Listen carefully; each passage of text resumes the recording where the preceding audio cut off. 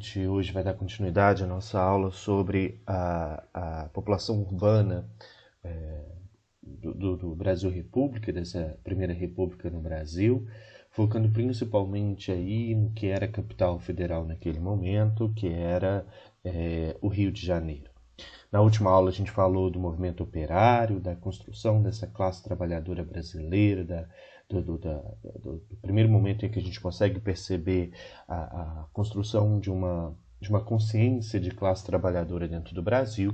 E aí a gente hoje vai falar de dois movimentos, de um movimento muito importante, que é a revolta tenentista no Brasil, que movimenta principalmente as classes médias urbanas e levanta importantes bandeiras políticas desse primeiro momento da Primeira República.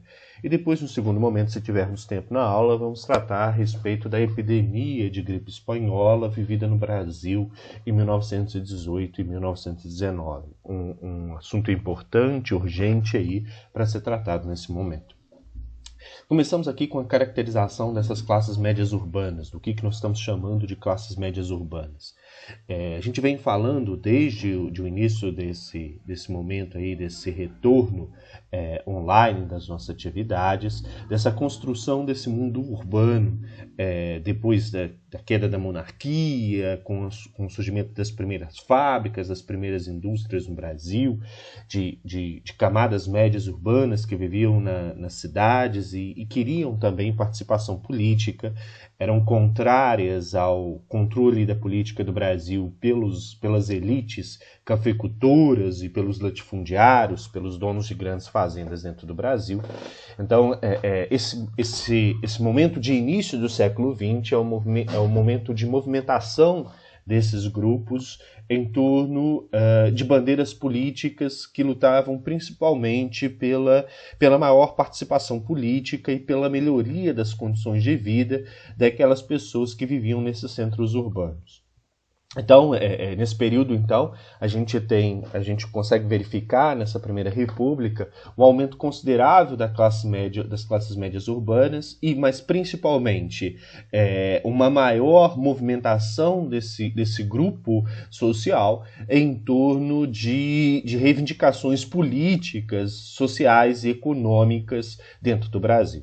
Essas classes médias urbanas eram formadas por profissionais liberais. O que nós chamamos de profissionais liberais? Eram médicos, advogados, professores, pessoas que que atuavam por conta própria sem estar subordinados à autoridade ou a relações de trabalho com outras pessoas.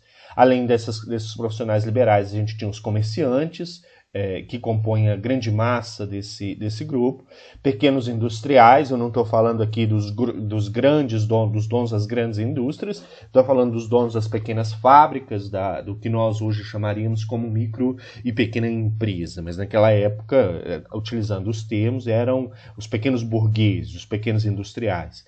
Funcionários públicos, funcionários desse Estado republicano em emergência, e aqui eu não estou falando dos políticos, eu estou falando daquelas pessoas que servem, daqueles que são os funcionários dessa máquina pública dentro do Brasil, e oficiais militares. E quando falamos de oficiais militares, temos que entender também que há uma heterogeneidade muito grande dentro dessa organização também.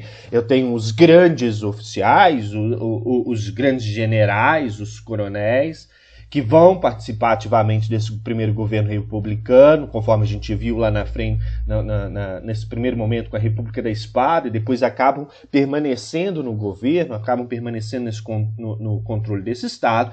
Mas eu tenho também, dentro das corporações militares, os militares de baixa patente, os tenentes, os praças, os próprios marinheiros, que a gente já falou sobre eles na Revolta da Chibata. Então, quando eu falo de oficiais militares ligados a essas classes médias urbanas, eu estou falando desses pequenos oficiais, principalmente dos tenentes no que tange ao exército. E aí, um dado muito importante para a gente começar a pensar e para vocês registrarem, porque isso não está no slide, é que durante a Primeira República, esses tenentes eles eram proibidos de exercer a sua cidadania política. Eles não podiam nem se candidatar e nem exercer o voto. Era uma proibição que estava na Constituição. Então, esses militares de baixo patente não tinham essa possibilidade de serem ouvidos aí no processo eleitoral no Brasil.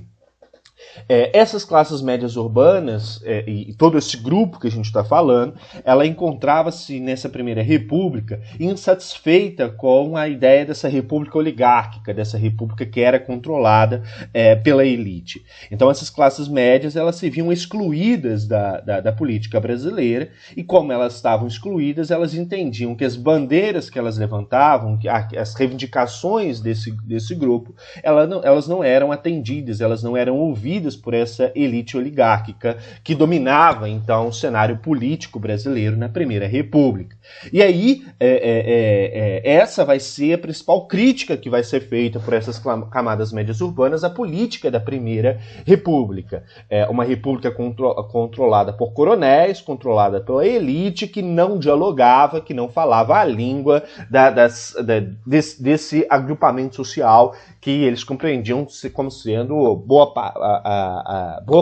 parte da população brasileira, se não a maior, uma parcela significativa da sociedade brasileira e de uma sociedade que poderia votar dentro do princípio da Constituição de 1891. Então, todo esse grupo que a gente fala era um grupo que criticava muito o governo nessa Primeira República, falando que ele não atendia às expectativas do povo, falando que esse governo era um governo extremamente corrupto, então levantavam essa bandeira da necessidade de luta contra a corrupção, da necessidade de uma renovação política dentro do Brasil, de ruptura com antigas tradições políticas. Então, as bandeiras dessas classes médias urbanas giravam em torno disso, de contrariar o que eles chamavam de velha política, desse toma lá da cá, dessa ideia de que só essa elite cafeicultura participaria, então, das decisões políticas dentro do Brasil, e criticavam e falavam que esse governo era corrupto e, portanto, ele deveria cair. Nada mais atual, mas a gente está falando lá atrás de uma política aí e de uma bandeira levantada na Primeira República. E dentro de todo esse grupo que a gente está estudando de camadas médias urbanas, um grupo específico acabou sendo aglutinador dessas propostas e dessas expectativas de toda essa classe média urbana, que eram os tenentes. Os tenentes do Exército Brasileiro, eles se viam insatisfeitos porque não podiam opinar nas decisões do governo e não podiam exercer o seu direito ao voto. E então criticavam ferozmente esse governo oligárquico na Primeira República, afirmando principalmente que era um governo corrupto, que era um governo que não atendia às expectativas do povo e que era necessário, então, se renovar a política brasileira, permitindo uma maior participação dessas camadas médias urbanas. Então esse discurso que surge nessa ala militar, nesses tenentes, ele acaba fazendo com que esses tenentes fossem vistos por esse grupo dessas camadas médias urbanas com a esperança de renovação de uma política, dessa política na Primeira República. Os tenentes eles passavam a ser vistos como jovens, idealistas que ainda não tinham sido cooptados pelo sistema. Então, seriam aqueles que representariam, então, essa nova política, representariam a esperança de uma política menos corrupta e da ascensão dessas classes médias políticas, dessas classes médias urbanas à política brasileira. Então, eles são identificados como os porta-vozes das reivindicações de todo aquele grupo que a gente falou. Então, os primeiros discursos desses tenentes e os primeiros movimentos deles acabam recebendo o apoio desse grupo. É nesse sentido que surge um movimento liderado por esse grupo militar que a gente chama de tenentismo, que é esse movimento desses tenentes em torno de uma bandeira política que contrariava a república oligárquica dentro do Brasil, defendendo principalmente o voto secreto. A ideia eram contra esses tenentes, eram contra esse movimento, era contra o voto aberto, que veio com a Constituição de 91, e falavam no fim da corrupção. Então esse era um ponto que eles batiam muito. E, além disso, E esse é um ponto muito importante, senão a gente não entende lá na frente como que o tenentismo, mesmo visando essa ideia de fim de corrupção, de voto secreto, como que ele apoia a ascensão de Getúlio Vargas no poder em 1930 e como ele permite isso.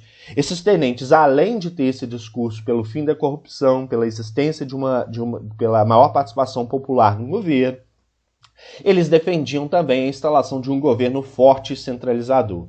Eles acreditavam que somente um governo que tivesse punhos de ferro seria capaz de moralizar essa política brasileira. Então, por trás dessa ideia de maior participação popular, via a ideia também da necessidade de um governo mais forte e centralizador que fosse capaz de moralizar a política e garantir, então, o crescimento e o desenvolvimento do Brasil. Os principais líderes desse movimento foram Luiz Carlos Prestes, que vai ser um personagem muito atuante aí na década de 1930 no Brasil, Juarez Távora, que chegou em alguns momentos a ser inclusive candidato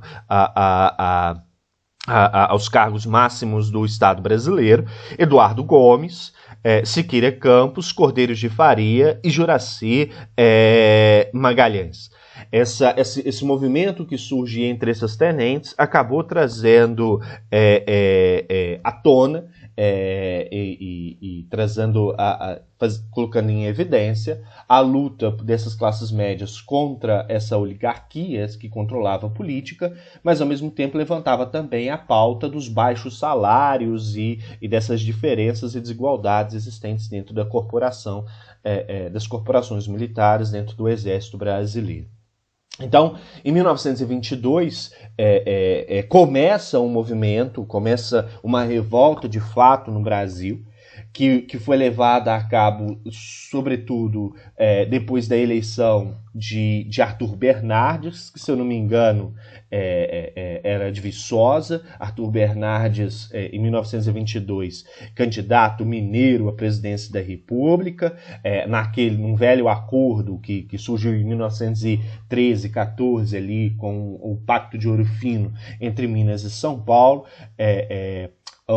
O Arthur Bernardes foi eleito presidente da República e houve, nesse momento, com a eleição de Arthur Bernardes, um movimento de outras elites de outros estados brasileiros, Bahia, Pernambuco, Rio de Janeiro, Rio Grande do Sul, que se mostraram insatisfeitas com a eleição do Arthur Bernardes, e os tenentes acabaram pegando esse discurso para si e começaram, então, um grande movimento que ficou conhecido como Revolta dos 18 do Forte de Copacabana.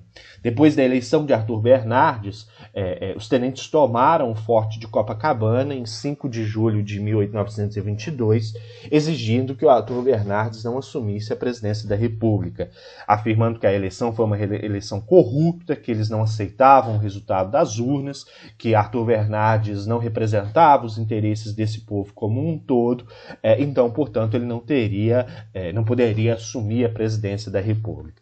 Essa revolta dos 18 do Forte de Copacabana, ela foi controlada, como eu disse para vocês. O Exército, ele é uma corporação que envolve diversos interesses, diversos agrupamentos, e parte da ala do Exército ela estava, então, aliada a Arthur Bernardes, aliada às forças políticas oligárquicas brasileiras. Então, o Exército consegue controlar essa revolta, essa primeira revolta do Forte de Copacabana e restaurar a ordem naquela região. Embora eu não goste dessa palavra, foi o que foi utilizado para poder se referir à restauração da ordem ali na capital federal. Só que o movimento não parou por aí. Aquele movimento que começou no Rio de Janeiro, ele ganhou força, ele acabou por endossar esse discurso dessas classes médias e ele fez com que eclodissem outros movimentos de revoltosos também em São Paulo e no Rio Grande do Sul. Em São Paulo, mesmo aliada de Minas Gerais, aliada de Arthur Bernardes, a gente consegue perceber aí o movimento desses tenentes em São Paulo e no Rio Grande do Sul nesse momento, movimentos que também foram para as ruas, foram reivindicar, houve revolta de fato, houve manifestação por parte desses tenentes, houve passeata, mas são movimentos que foram desbaratados também pelo governo e pelo exército brasileiro. Só que esses dois movimentos de São Paulo e do Rio Grande do Sul, depois que eles conseguem ser controlados pelo governo, as lideranças desses dois movimentos, principalmente a figura do Luiz Carlos Prestes, ela consegue unir esses dois movimentos e formar no Rio Grande do Sul, em 1925, a famosa Coluna Prestes, que era um agrupamento militar desses tenentes, uma força ali, um grupo desses tenentes que iria circular pelo Brasil propagando essas ideias de combate a uma política corrupta dessa Primeira República e a necessidade, então, de se reconstruir politicamente o Brasil. A Coluna Prestes tem início em 1925, ela vai percorrer quase 25 mil quilômetros do Brasil como um todo, e vai terminar em 1927 dentro da Bolívia. Ela era formada, ela era liderada por Miguel Costa, em São Paulo, e no Sul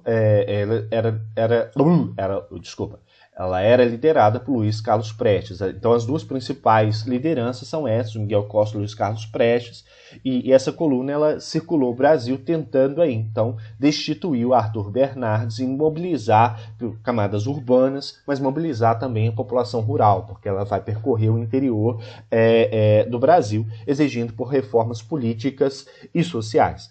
Ela percorre, conforme a gente vai ver aqui no mapinha, mais à frente aqui a gente tem aqui o Luiz Carlos Prestes aqui ao lado, e todas essas lideranças que participam da Coluna Prestes, os tenentes atrás que participavam. Eles circulavam pelo interior do Brasil, então, na expectativa de poder mobilizar essa população. Conforme vocês veem no mapinha, ela sai aqui, a gente tem a formação dela no Rio Grande do Sul, ela percorre boa parte aqui do território brasileiro, chega ao Nordeste e em 1927 ela termina aqui na Bolívia, ela se refugia na Bolívia porque havia uma ação do governo na tentativa de parar esse movimento. E quando a Coluna Prestes ela termina, ela conhece o seu fim em 1927 e esses líderes se exilam na Bolívia, reforça-se dentro do Brasil um discurso de Luiz Carlos Prestes como o Cavaleiro da Esperança, como aquele cara que em algum momento poderia voltar ao Brasil para destituir essa república oligárquica e então moralizar a política brasileira. Então a figura do Luiz Carlos Prestes acaba sendo vista entre essas camadas médias urbanas como uma esperança de renovação na política do Brasil. Então esse momento, esse movimento, Revolta Tenentista, ela marca a década de 1920 dentro do Brasil, e ela é responsável pela ascensão da própria figura do Getúlio Vargas no final da década de 1920 e o golpe que Vargas dá e destitui então Washington Luiz em 1930, porque ele acaba encontrando endosso nessa sociedade pelo discurso que trazia da possibilidade de uma nova política, de uma política que fosse capaz de ouvir essas camadas médias urbanas, que trouxesse uma pauta de desenvolvimento industrial para o Brasil, conforme a gente vai ver na nossa próxima aula. A gente chega aqui agora, vista a Revolta Tenentista, em um assunto que tem sido muito falado e esteve muito na mídia nos últimos tempos, em função do momento que a gente vive, que é a epidemia de gripe espanhola vivida no Brasil e principalmente na capital federal em 1917 e 1918, e uma segunda onda dessa gripe que foi vivenciada em 1919. Portanto, quem vai fazer Enem, quem tem intenções aí de fazer alguma prova de seleção, deve prestar atenção nessa aula, porque vocês vão perceber que muito do que a gente vive hoje já foi vivenciado em algum momento. O que era a gripe espanhola? A gripe espanhola foi um surto de um vírus da gripe, o H1N1, em 1917. Ela começa pelos Estados Unidos. O primeiro caso confirmado de gripe que a gente tem é nos Estados Unidos, mas não se sabe se ela já havia contaminado outras regiões, outros lugares, nem se sabe onde surgiu de fato o primeiro caso.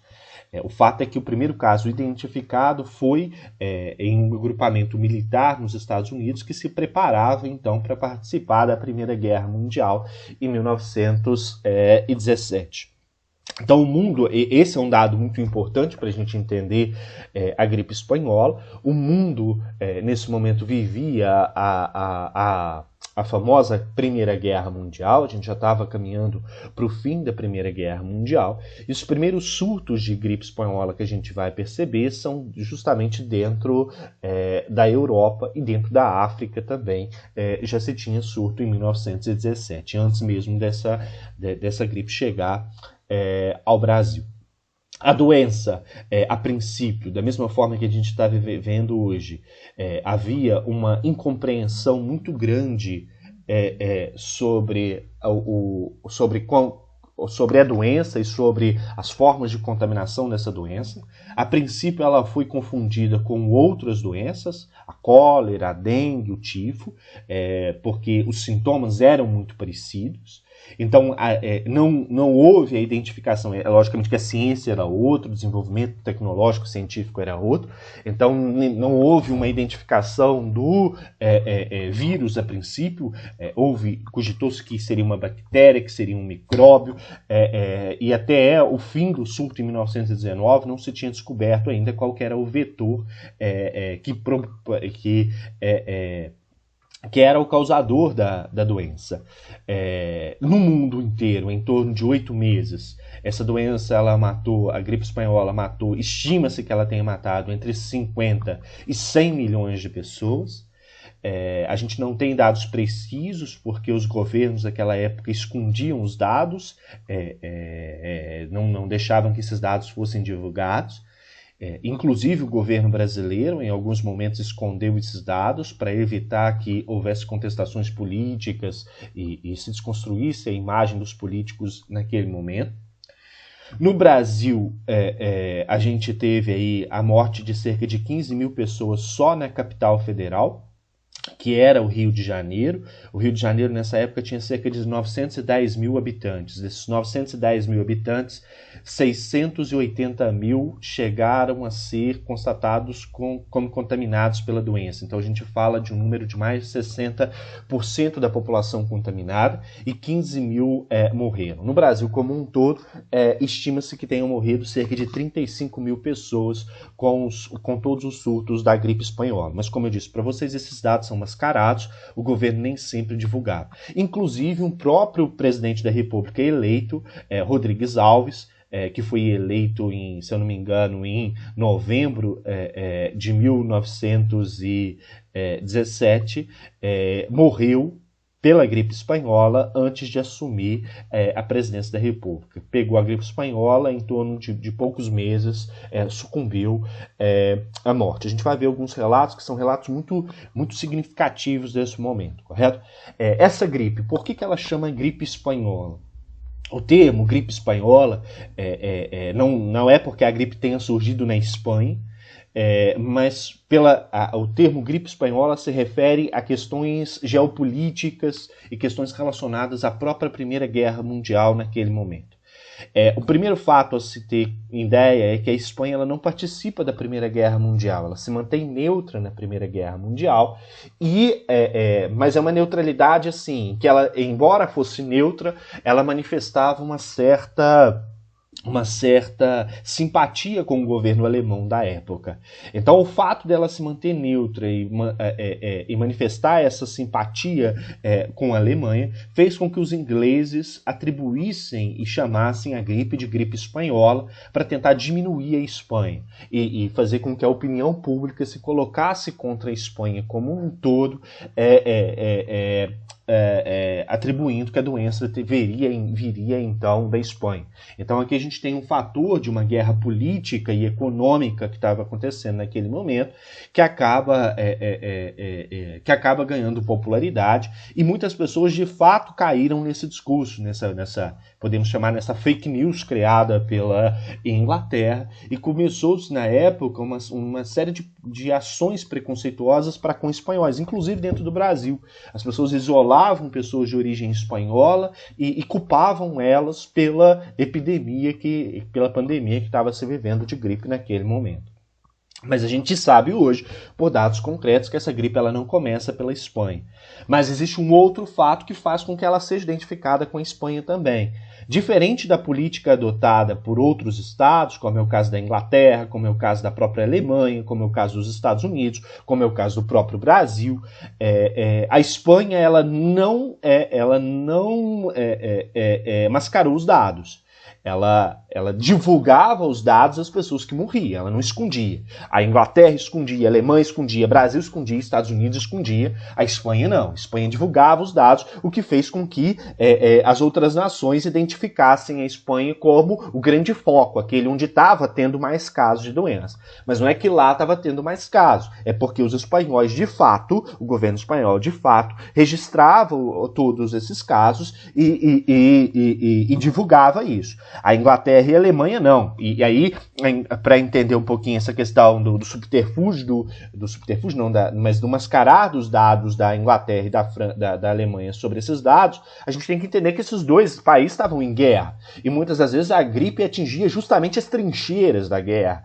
Então, se o seu exército está morrendo, você não vai divulgar que o seu exército está morrendo. Isso significa enfraquecer, se mostrar mais fraco perante o inimigo. Então, mascarar os dados era uma estratégia política naquele momento, mas era também uma estratégia de guerra. E isso acabou, essa ação da Espanha, associada também à ação desses outros estados, acabou fazendo com que a gripe ficasse associada à Espanha, ficasse associada a esse termo gripe espanhola. Então, dentro desses outros estados, houve a censura sobre os dados, os governos liberavam, para evitar, então, que fosse mostrada essa fraqueza nos campos de batalha. A gripe, inclusive, ficou conhecida em alguns países como febre das trincheiras, que eram as valas em que os militares lutavam na Primeira Guerra Mundial, porque ela atingiu em cheio esses militares da Primeira Guerra. Como eu disse para vocês, aqui no Brasil, o combate à doença era tomado como uma estratégia de governo para interferir, e isso é um ponto que eu não falei aqui ainda. Agora a gente vai começar a falar da realidade brasileira como um todo. No Brasil, a princípio, os governos negaram a existência da doença e negaram a alta taxa de mortalidade e propagação dessa doença. Então, a princípio, houve uma negação muito grande durante os primeiros meses, mas frente a toda a situação de morte de pessoas, o governo acabou tendo que tomar algumas ações.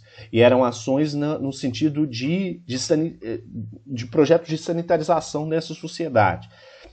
Como não havia uma forma de combater, uma vacina ou um remédio, nem se conhecia e se sabia como que essa doença era transmitida, uma das ações do governo foi promover o que nós chamamos de isolamento social, e que nós estamos conhecendo o que é o isolamento social nesse momento. Só que a sociedade daquele momento não era uma sociedade que tinha acesso à informação, que tinha acesso a dados como nós temos hoje, e foi uma sociedade que começou a ler as ações desse governo, e alguns indivíduos do próprio governo liam dessa forma, como ações que interferiam no direito de ir e vir, na vida pessoal das pessoas. Então houve uma resistência muito grande da sociedade brasileira e de próprios sujeitos de indivíduos políticos, de sujeitos políticos dentro do Brasil, contra ações mais efetivas de combate à gripe espanhola nesse momento. O que permitiu uma grande propagação dessa doença em poucos meses dentro do Brasil. E aí um fato importante é que essa doença ela atingiu principalmente as camadas mais baixas da sociedade brasileira.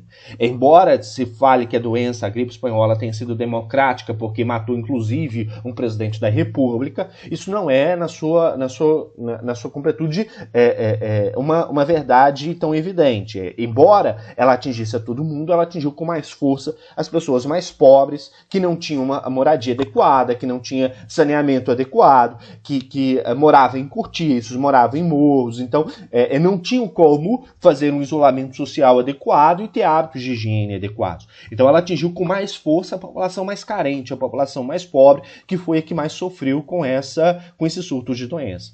Eu trouxe aqui para que vocês possam ter imagem do que estava acontecendo dentro do Brasil. A aula vai ficar um pouquinho mais extensa, mas eu preciso de mais 5 minutinhos para a gente poder terminar aqui, correto? Um relato de um jornal que circulou no Brasil naquele momento e que fala um pouquinho a respeito dessa situação. Repare o que está dizendo.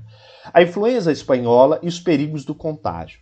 Esta moléstia é uma criação dos alemães, que espalham pelo mundo inteiro por intermédio de seus submarinos. E aí a gente tem que entender o contexto da Primeira Guerra Mundial. Da mesma forma que algumas pessoas, e a maior parte das pessoas, se esforçavam por identificar isso como uma moléstia vinda da Espanha, como a Alemanha era inimiga da Inglaterra, França, Estados Unidos e até do Brasil, que se envolve na Primeira Guerra Mundial, começou-se a surgir a ideia de que a Alemanha tinha criado o vírus para usar o vírus como uma estratégia de guerra. E é isso que esse texto está falando.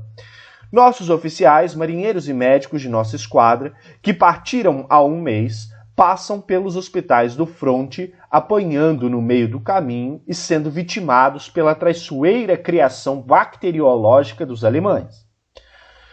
Porque, em nossa opinião, a misteriosa moléstia foi fabricada pela Alemanha, carregada de virulência pelos sabichões teutônicos, engarrafada e depois distribuída pelos submarinos que se encarregaram de espalhar as garrafas perto das costas dos países aliados. Então, olha a incompreensão de como que a doença se transmitia. A ideia era que a Alemanha tinha jogado garrafa com um vírus nas praias dos países e por isso esse vírus teria se espalhado de forma tão virulenta dentro do mundo como um todo. De maneira que, levadas pelas ondas para as praias, as garrafas apanhadas por gente inocente espalhem um terrível morbus por todo o universo. Desta maneira, obrigando os neutros a permanecerem neutros. E aí é uma crítica que está falando até sobre o Brasil. Como é que ela teria chegado dentro do Brasil? O Brasil estava até então neutro na guerra, então teria sido uma estratégia da Alemanha para poder fazer com que o Brasil não se envolvesse no conflito. A gente sabe que esse relato não é verídico, eu só trouxe ele para que vocês tenham a impressão e tenham a noção de que essa ideia de culpar hoje, por exemplo, a China por ter criado um vírus, não é nova. Lá atrás ela foi utilizada para culpabilizar a Alemanha por esse vírus que circulava no mundo num contexto de Primeira Guerra Mundial. E aqui um outro relato, e aí esse é um relato do cotidiano daquele momento, vivenciado por um indivíduo, uma pessoa que vivia no Rio de Janeiro naquele momento, falando sobre o que ele estava vendo. Repare, foi uma coisa pavorosa. Nunca, em toda a minha vida, vi algo que chegasse perto daquela sassânida infernal. Não tinha na cidade rua em que, pelo menos, em uma casa, a família inteira fenecera. Fenecer é morrer, tá? Em muitas, todos da família estavam acamados, e cabia a quem pela rua passasse alimentar e dar remédios. Geralmente eram os coveiros, lixeiros e policiais que acudiam, dando remédio e alimentando, às vezes, a família inteira que tinha caído doente. E da mesma forma que hoje, só um adendo aqui, naquela época os coveiros também trabalhavam muito, não tinha cova para enterrar todo mundo, muitos sendo enterrados em valas comuns. As pessoas colocavam panos negros nas janelas e portas das casas, para que eles soubessem que ali tinha gente doente e viesse socorrer. O pior de tudo é que estava morrendo gente de borbotões. E o governo dizia nas ruas e nas folhas que a gripe era benigna. Aqui ele está falando justamente da questão de esconder os dados. Morria muita gente e o governo escondia esses dados. Certo dia, as folhas noticiaram mais de 500 óbitos. E mesmo assim a gripe era benigna, benigna, benigna. As mortes eram tantas que não se dava conta do sepultamento dos corpos. Na minha rua, da janela, se via um oceano de cadáveres. As pessoas escoravam os pés dos defuntos nas janelas das casas, para que a assistência pública viesse recolher. mas o serviço era lento. E aí tinha hora que o ar começava a empestar. Os copos começavam a inchar e apodrecer. Muitos começaram a jogar os cadáveres em via pública. Quando a assistência pública vinha recolher os cadáveres, havia trocas dos podres por mais frescos. Era um cenário mefistotélico.